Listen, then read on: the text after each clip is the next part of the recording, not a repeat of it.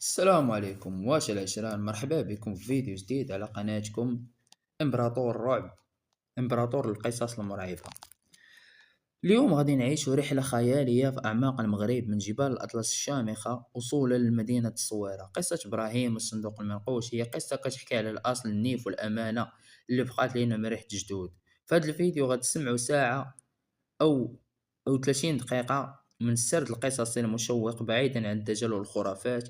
قصة كتحترم ذكاء المستمع وبغيتها تكون عبرة لكل واحد فينا. محاور القصة: ليلة الوفاة، الجد بقسم، الوصية أو اللغز، مغامرة إبراهيم في طريق القوافل، طقوس الضيافة المغربية، هبة